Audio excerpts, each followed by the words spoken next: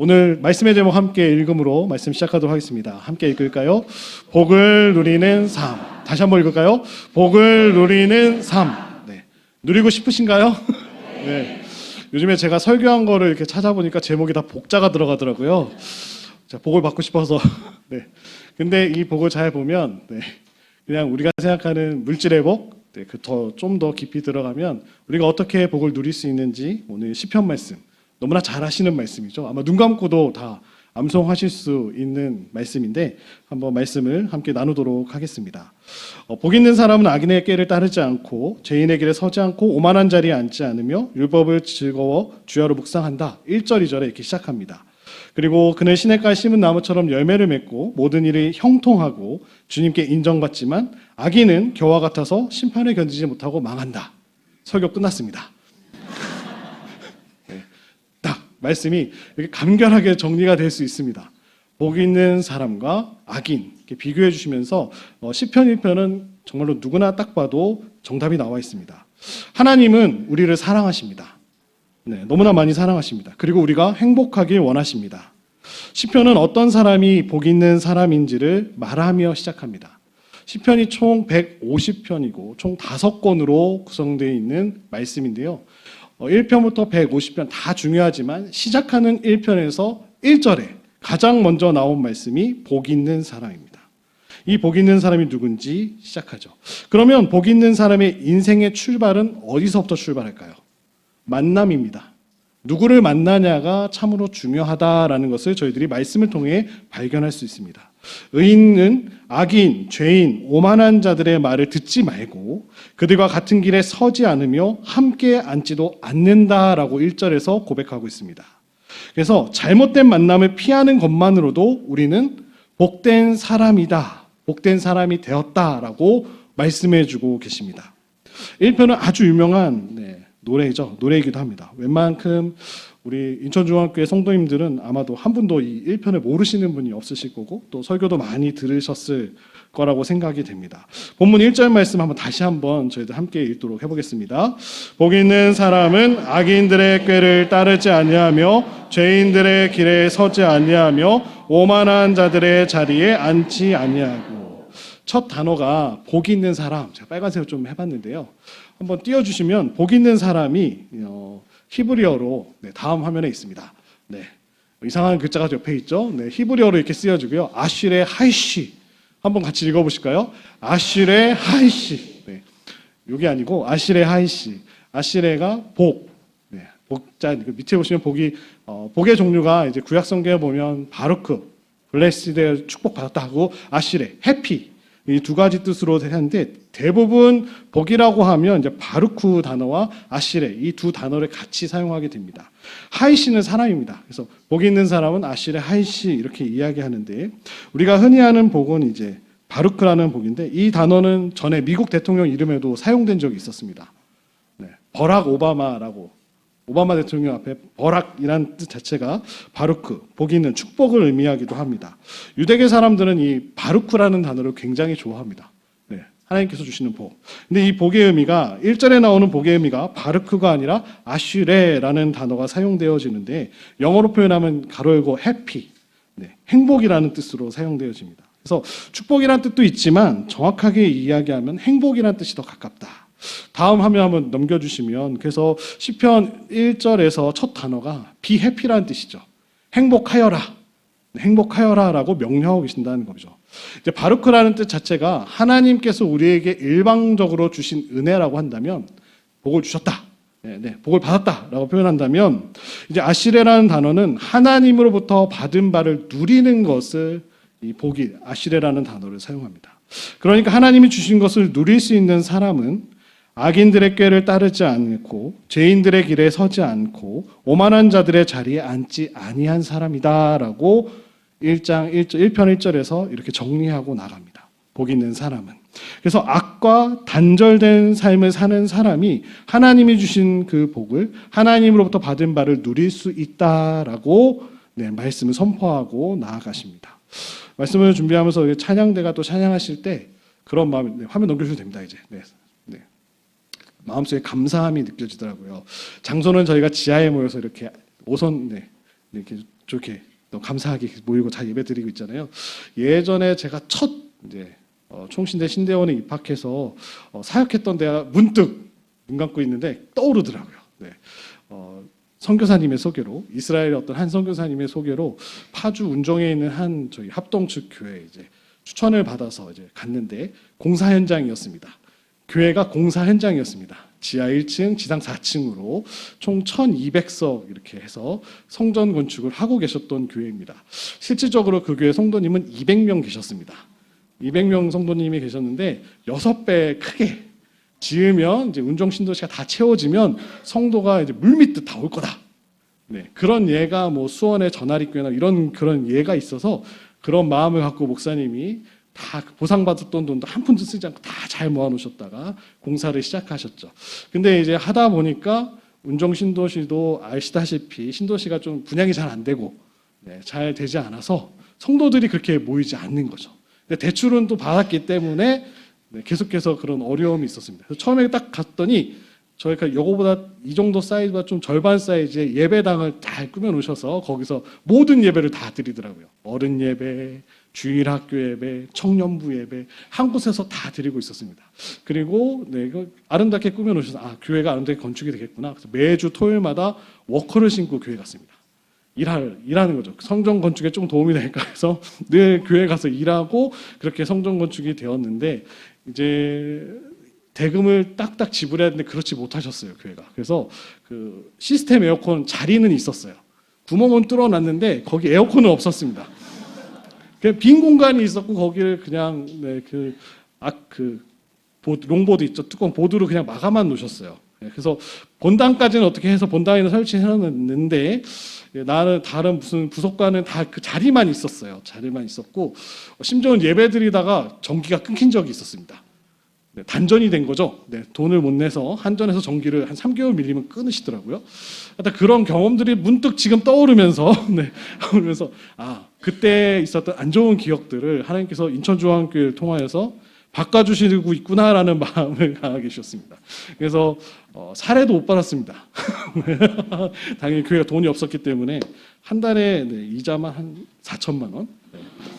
많이 놀라시네요. 네. 그 교회가 네, 나중에 신문에도 나왔습니다. 한 102억의 경매에 넘어가서 순복음교회가 다행히 다른 이단이 인수한 건 아니고 순복음교회가 인수를 해서 지금 네, 운정 신도시에 가보시면 큰 기적 교회라고 큰 기적 순복음교회라고 해서 여의도 순복음교회에서 인수를 하셔서 잘 지금 성전이 또 마무리되어지고 잘 세워져 있습니다. 근데 그때 기억을 떠올려 보면 전도사님이 또 여자 전도사님이 계셨는데 소개받아서 누가 오셨대요. 근데 한 몇 달 지나니까 안 보이세요.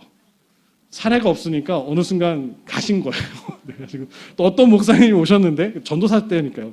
오셨는데 또 며칠 뒤에 보니까 안 보이세요. 네, 그런 경험들도 해보고 네, 차량 운행도 해봤습니다. 차량 운행도 해봤는데 교회가 막 그러다 보니까 성도님들끼리 이렇게 차량 운행하다 보니까 막 저희 교회는 안 그러신데 거기는 좀 싸우기도 하셨어요. 왜 거기는 어디까지 들어가고 나는 여기까지밖에 안 가냐부터 시작하시고 막 그래서 이제 그 얘기를 들으셨던 담임 목사님이 운행하지 말아라. 네, 운행 안 했던 기억도 있었고 또 고맙다고 해서 이렇게 매실 음료를 주셨는데 냄새는 매실 음료가 나서 매실 음료를 주셨나 보다. 액을 주셨나 보다. 근데 집에 와서 봤더니 그 세정제 있죠. 세제를 착각하신 거죠, 권사님이. 먹는 거라고 생각하셔서 네, 그래서 웃었던 기억도 있었습니다. 그랬던 여러 가지 경험들을 통해서 지금 와서 봤어요. 저는 너무 행복한 사람입니다. 네, 행복한 사람입니다. 여름에 시원하게 예배드릴 수 있고 겨울에 따뜻하게 예배드릴 수 있고 우리가 성전을 기도하는 대로 정말로 우리 성전 이제 지하 성전에서 올라와서 왼쪽을 딱 보시면 아름답게 착착착 잘 은혜 가운데 진행되는 성전의 모습을 저희들이 볼 때 저는 좀 더 다르게 느껴집니다. 참 감사하다. 네, 감사하다라는 것이 더 많이 느껴집니다. 오늘 우리가 하나님의 복을 누리는 사람 그 제목을 가지고 저희들이 말씀을 복을 누리는 삶을 가지고 말씀을 드리고 있는데 하나하나 보면 당연한 것은 하나도 없습니다. 우리의 삶이. 어찌 보면 당연하다고 주어진 것들이 하나님께서 주신 은혜라는 사실입니다. 너무나 감사할 것이 많은데 우리는 그것을 잃어버릴 때가 너무나 많다라는 사실입니다. 오늘도 단순합니다. 만남이 중요하고 악과 그 모든 관계를 끊어라라고 말씀하십니다. 사랑하는 우리 이 자리에 나오신 모든 성도님들은 이미 복을 받으신 줄로 믿습니다. 이렇게 좋은 만남을 통해서 우리 신앙 안에서 믿음 안에서 함께 만남을 누린다는 사실 얼마나 기쁜 일일까요? 믿지 않는 사람들이 행복해 보이기도 합니다. 하지만 그들의 마음을 보면 굉장히 공허하기 때문에 거기에 뭐 술도 마시는 것이고 다른 것들로 채우는 거죠. 이 비어진 마음을 어떻게 감당할 수 없기 때문에 그것을 무언가 자꾸 결핍을 느껴서 계속 뭔가 채우려고 하죠. 근데 우리 믿는 사람들은 악과 단절된 삶을 살아가는 삶이라 말씀하시면서 무엇을 말씀하실까요? 하나님 말씀과 가까이 하라고 오늘 명령하고 계십니다. 그것이 오늘 본문 2절 말씀인데요. 2절 말씀 함께 읽도록 하겠습니다. 오직 여호와의 율법을 즐거워하여 그의 율법을 주야로 묵상하는도다. 행복한 삶을 사는 사람은 하나님의 율법, 토라라고 하죠. 그 말씀을 즐거워한다라고 말씀하십니다. 하나님의 말씀을 읽을 때 즐거움을 느낀다라는 말씀입니다. 우리의 영적 상태를 진단하려면 어떤 방법이 있을까요? 네. 목회자들이 진단해 드리는 방법이 있을까요? 새벽 기도도 잘 나오시고 항상 뭐 공예배 다 잘 나오시면 믿음이 좋으신 걸까요? 좋을 수 있겠죠. 근데 어떻게 우리 스스로 진단할 때 성경 말씀을 읽으실 때 그 말씀이 내게 위로가 되고 힘이 될 뿐만 아니라 내 안에서 말씀이 꿀송이처럼 다시면 내 영적 상태가 건강한 상태입니다. 네. 근데 도대체 이 말씀이 무슨 말씀인지 이해가 되지 않고 성경만 읽으면 잠이 오신다. 우리의 영적 상태를 다시 한번 점검해 보아야 합니다. 말씀만 펴면 잔다면 네. 설교 시간에 목사님이 말씀하는 순간 네. 졸음이 온다면 신기하게 그런 분들의 특징이 있다면 말씀이 끝나는 순간 부활하십니다. 잠깐 기도하시다가 부활하시는데 그렇다면 우리의 영적 상태를 점검해 봐야 함을 말씀해 주고 계십니다. 잠이 안 오고 불면증에 시달리시는 분들한테 추천해 드리는 성경 말씀이 있죠. 잠언 말씀입니다. 잠언 말씀은 연결도 잘 되지 않아요. 다 지혜로운 말씀인 것처럼 느껴지는데 잠언 말씀을 읽으면 네, 잠을 푹 잘 수 있는 지표약이라고도 할 수 있습니다. 이런 분들은 성경의 참맛을 느끼지 못한 분들이시죠. 그래서 시인은 오늘 그의 율법을 주야로 묵상하는도다라고 2절에 고백하고 있습니다. 주자라는 뜻은 낮이라는 뜻이고요. 야는 밤을 의미합니다. 또 다른 의미로 주는 형통할 때, 그리고 야는 형통하지 않을 때를 말하기도 합니다. 주야라는 뜻 자체가 양적인 면도 있지만 질적인 의미도 있음을 저희들이 배울 수 있죠. 잘 나갈 때든지 내가 못 나갈 때든지 어떠한 환경에도 굴하지 않고 그것을 초월해서 하나님의 말씀을 묵상하라고 명령하고 계십니다. 여기서 말하고 있는 묵상이라는 뜻은 잘 아시죠? 한국식 묵상을 말하는 거 아닙니다. 입과 눈을 다 닫고 깊이 생각하다가 가끔 이렇게도 하고 의식을 잃기도 하고 조는 그런 묵상이 아니라 몸이 피곤할 때 묵상이 되면 거의 정신줄을 놓게 되죠. 그리고 하나님을 만나러 입신하시는 분들도 가끔 계시긴 하는데 성경은 그렇게 묵상하라고 말씀하시지 않습니다. 1편 2절에 나오는 이 묵상이라는 그 히브리어 단어가 하가라는 단어인데요. 의성어입니다. 비둘기 소리를 우리는 어떻게 들으시나요? 구구구구라고. 강아지는 어떻게 하시나요? 멍멍이라고 하시죠. 미국 분들은 강아지가 짖을 때 바우바우라고 이렇게 듣는다고 하시더라고요.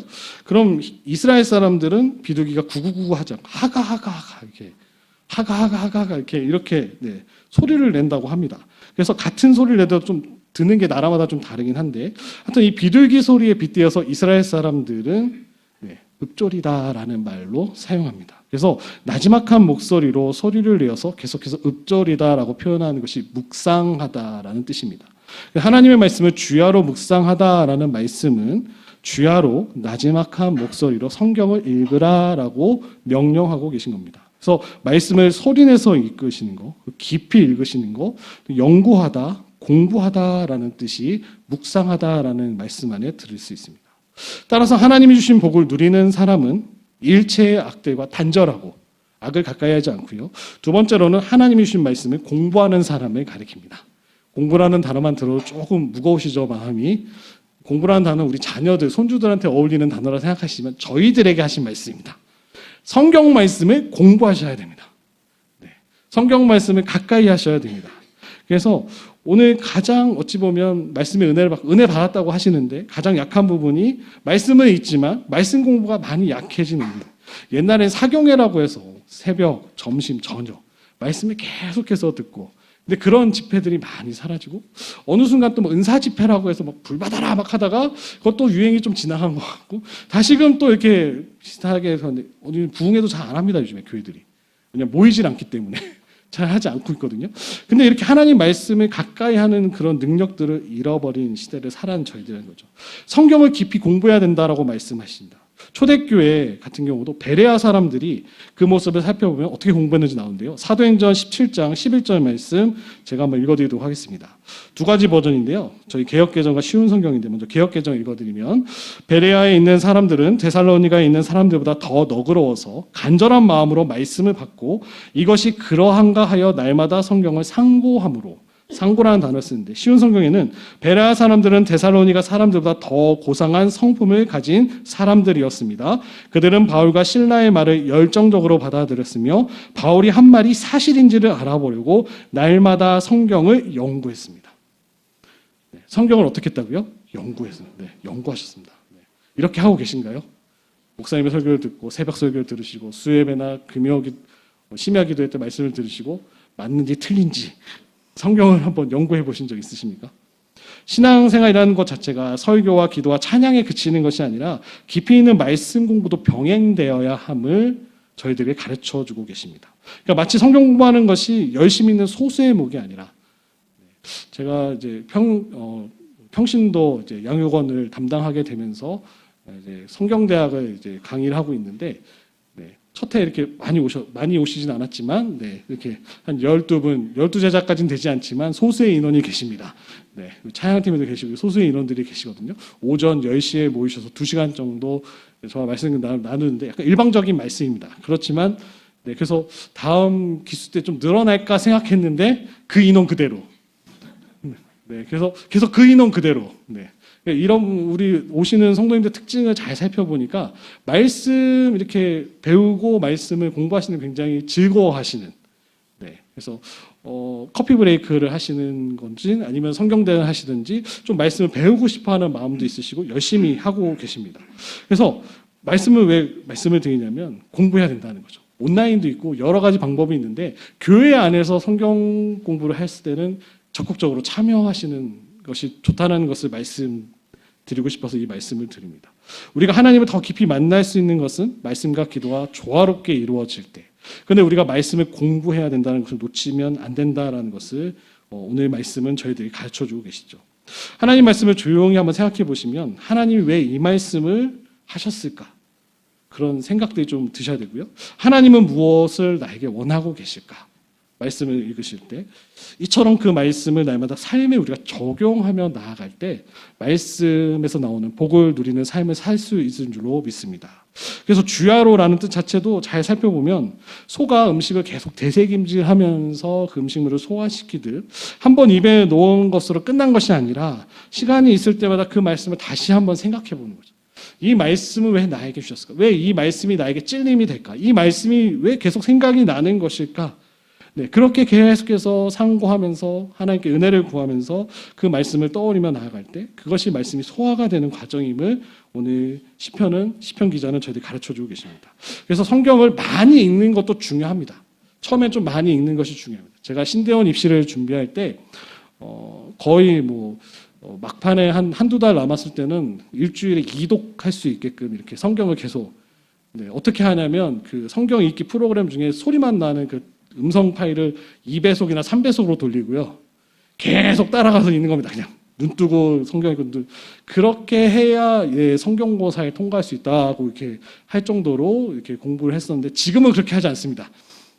지금은 1대1입니다. 제가 다닐 때는 4대1이었는데 지금은 신학생들이 없습니다. 신대원에 안 오려고 합니다. 그래서 저희 총신이나 저쪽 장로의 신학대 거기만 좀 정원이 차고 요즘은 다 미달입니다. 목회자를 안 하려고 하는 시대입니다. 또 목회자를 와서도 공부하는 게 좋아서 왔지 사역은 안 하려고 합니다. 그러니까 누군가 선배들에게 좀 배우고 또 교회 생활하면서 이렇게 좀 훈련 받아야 되는 과정들이 필요한데 그 과정은 하기 싫은 거죠. 힘든 건 좀 넘어서고 그래서 개척을 다 꿈꾸는 친구들이 또 많다고 합니다. 난 이런 목회를 할 거야. 근데 잘 생각해 보면 어떤 과정은 다 필요합니다. 이 정규 과정을 거치지 않고 넘어선다. 그럼 반드시 문제가 생기더라고요. 근데 요즘 하여튼 신학생도 없지만 또 사역하려는 친구들도 없어서 저희도 교회 전사님들을 모실 때 굉장히 어려움을 많이 겪었던 기억이 모든 교회가 다 그렇습니다. 또 지방은 안 가려고 해서 지방에서는 목사님도 구하기가 힘들다라고 이렇게 말씀하시는 동기 목사님들이 많이 계십니다.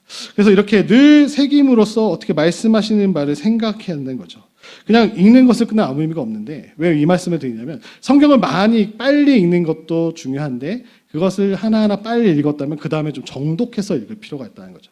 읊조리면서 스스로 그걸 읽어가면서 소리를 내서 읽을 때 그 소리가 누구예요? 들리는? 다시 귀에 들리죠. 보고 읽고 들리는 과정을 통해서 하나님의 말씀을 계속해서 되새김질함이 중요하다는 것이죠.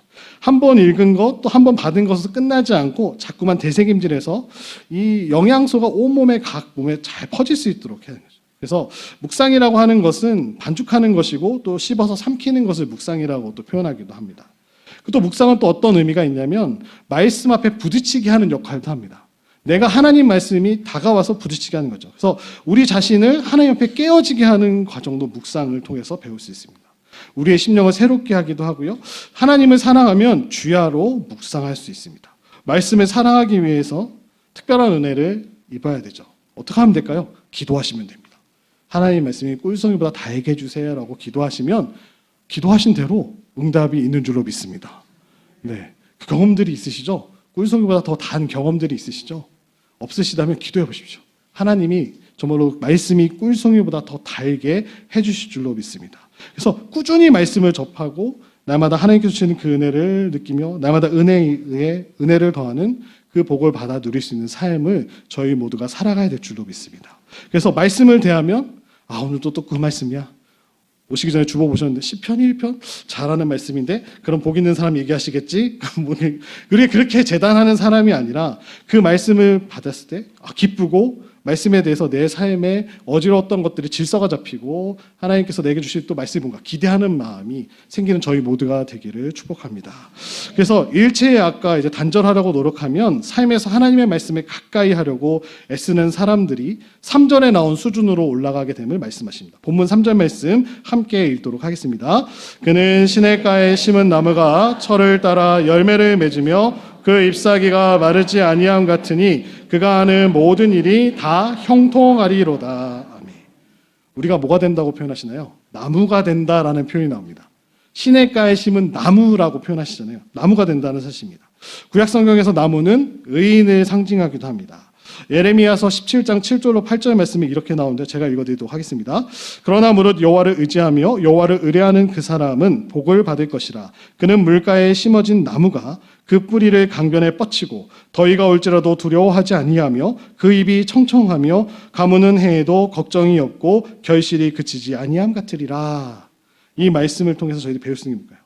시냇가에 심은 나무는 그냥 심은이라는 단어가 심겨진 나무라는 거죠. 심겨진 나무라는 겁니다. 하나님의 신적인 힘에 의해서 그 나무가 옮겨졌다라고 말씀하고 계십니다.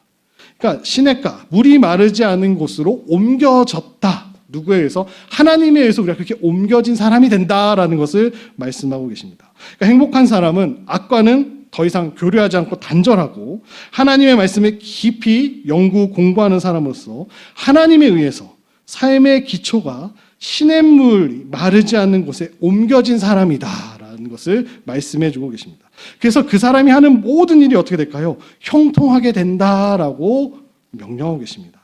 그러니까 토라, 하나님의 말씀 율법을 가까이 하는 사람들의 삶의 자리, 그리고 그 사람의 삶의 중심에는 은혜로운 생명의 생수가 그 말씀이 끊어지지 않는 것으로 옮겨진다라고 말씀하고 계십니다. 좋은 열매를 맺기 위해서는 나무가 좋은 토양에 심겨져야 합니다. 시냇가는 바로 그 좋은 것을 의미하고 계십니다. 날로 성장할 수 있는 토양이 마련된 곳이 시냇가입니다. 시냇가에 심은 나무는 주님께 뿌리를 내린 나무임을 말씀하고 계십니다.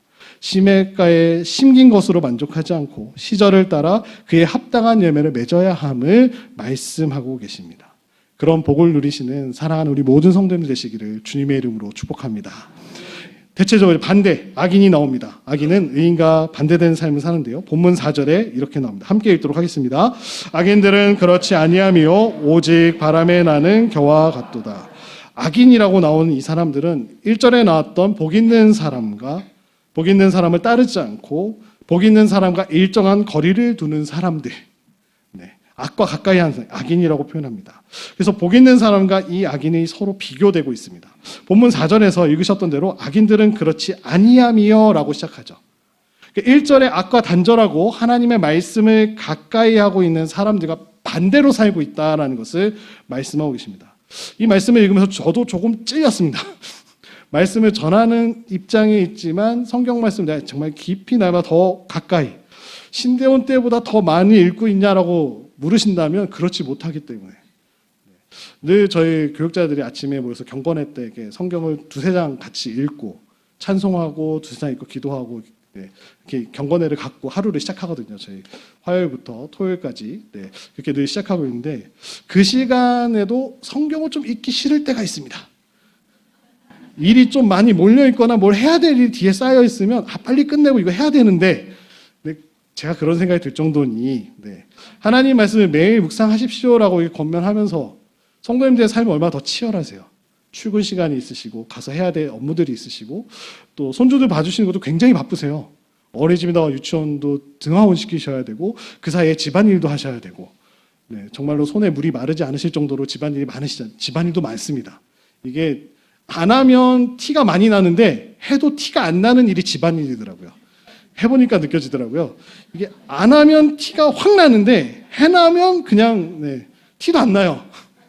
알 수가 없어요. 안 하면 티가 나는데 그렇게 매일매일 치열하게 살아가시는데 한 주간 주일날 쉬시는 그날 교회 오시면 또 봉사도 하셔야 되고 또 교제도 하셔야 되고 바쁘시잖아요. 근데 자꾸 뭘 하라고 하면 부담이 되실 것 같다라는 마음이 들어서 좀 약해진 마음이 들다가도 그래도 하셔야 되니까 말씀을 연구하셔야 되니까 하나님 말씀을 가까이 하셔야 되니까 형통케 되셔야 되니까 근데 악인은 이렇게 반대로 살아간다라고 말씀하시죠. 그래서 악인들은 오직 바람에 나는 겨와 같다라고 말합니다. 하나님 말씀과 전혀 다르죠. 1절, 2절을 지킨 사람은 뿌리가 시냇가에 잘 내린 나무가 됐는데 그렇지 못한 사람들은 뭐가 됐다고요? 개구리밥 아시죠? 개구리밥. 바람만 후 불어도 날아가는 부평초라고 불리는 개구리밥 같이 그냥 뿌리도 내리지 못하고 물 위에 잠깐 있다가 바람이 물이 말라버리면 다 죽어져 버리는 그렇게 겨가 되어진다라고 말씀하십니다. 그래서 5절에 또 이렇게 표현하죠. 5절에 제가 말씀 읽어드리겠습니다. 그러므로 악인들은 심판을 견디지 못하며 죄인들이 의인들의 모임에 들지 못하리로다 라고 말씀하시죠. 이렇게 결론이 납니다. 악인의 삶은 운명적으로 이렇게 됨을 말씀하시죠. 뿌리를 내리지 못했기 때문에 그 다음에 심판에 견디지 못한다라고 말씀하십니다. 시인은 오늘 이 시의 마지막으로 하나님의 섭리를 언급하는 것을 마무리하는데요. 6절 말씀 저희들 함께 읽도록 하겠습니다. 무릇 의인들의 길은 여호와께서 인정하시나 악인들의 길은 망하리로다. 무릇이라는 뜻은 왜냐하면 의인들의 길은 여호와께서 인정하시지만 악인들의 길은 망하게 될 것이기 때문입니다. 라는 말씀이죠. 1절과 2절에 나왔던 그 말씀드린 것처럼 악과 단절하고 토라를 하나님 말씀을 열심히 연구하는 사람들은 누가 알아주신다고요? 하나님이 알아주신다라는 표현을 6절에 하고 있습니다. 인정한다라는 말은 히브리어로 안다라는 뜻입니다.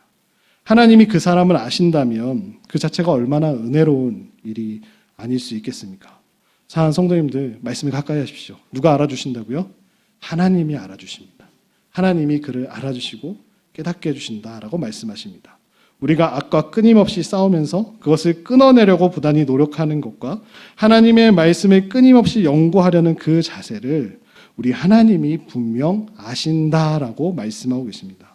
그런 사람들은 하나님이 인정하시지만 악인은 그렇지 않아서 망하게 된다라는 것을 6절에 말씀하고 계십니다. 의인의 길은 하나님께 인정받는 길이라고 전하십니다. 의인의 길은 때로 너무나도 길고 외로운 여정과도 같습니다. 고달프고 힘들어서 포기할까 싶은 생각도 자주 듭니다. 하지만 복 있는 사람은 의로운 인생으로 평생을 살아가면 결국에는 하나님께 인정받는 아름다운 인생이 될 줄로 믿습니다. 그래서 마태복음 25장 21절 이렇게 이야기해요. 잘하였도다 착하고 충성된 종아. 이렇게 하나님께 인정받고 칭찬받는 복된 인생을 살아가는 것이 우리가 마땅히 살아갈 이 땅의 소망이 되어야 될 줄로 믿습니다. 의인의 길로 나아가는 아름다운 삶을 살아가시는 모두가 되시기를 주님의 이름으로 축복합니다. 오늘 함께 읽으셨던 시편 1편이 시편 150편 시편 가운데 가장 중요한 것은 시작이 뭐로 시작하냐? 율법 중심의 신앙으로 시작한다라는 사실입니다. 하나님 토라 중심의 신앙으로 시작한다라고 말씀하십니다. 말씀 중심의 신앙. 그 사람은 복 있는 삶을 살 수 있다라고 선언하며 나아갑니다. 복은 일방적으로 주시는 복이 아니라 하나님의 말씀을 연구하는 자에게 주어지는 복임을 시편에서 고백하고 있습니다. 시편 1편에서 말하고 있는 복이 앞서 말씀드렸던 대로 우리에게 그냥 주어지는 것이 아니라 조건적으로 누릴 수 있는 것임을 말씀하십니다. be happy라고 표현할 수 있죠. 그렇기 때문에 복이라고 생각할 때 무조건 주어지는 축복이라고 할 수 있지만 말씀을 따라 사는 삶에 의해서 주어지는 행복도 있다라는 것을 분명 기억하시는 사랑하는 성도님들 되시기를 축복합니다. 마지막으로 영국의 유명한 설교가 같은 로이드 존스 목사님이 1963년 설교에서 이런 복 있는 사람에 대해서 이렇게 말씀하셨다고 합니다. 우리는 철학자의 명석함이나 사상가의 추론이 아니라 하나님의 말씀을 즐거워해야 합니다. 악인의 묵상과 사유가 아니라 여호와의 율법, 성경, 하나님의 규례, 구약과 신약, 율법과 복음을 즐거워해야 합니다. 내게 필요한 것, 행복에 이르게 하는 하나님의 방법 바로 여기 성경에 있습니다. 라고 복 있는 사람이 누군지 정의해 주셨습니다. 말씀을 즐거워하여 항상 묵상하는 사람이 행복한 사람인 줄로 믿습니다.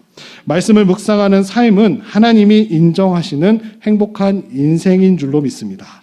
사랑하는 성도 여러분, 하나님의 말씀을 늘 가까이 하시기를 주님의 이름으로 축복합니다. 공부하십시오.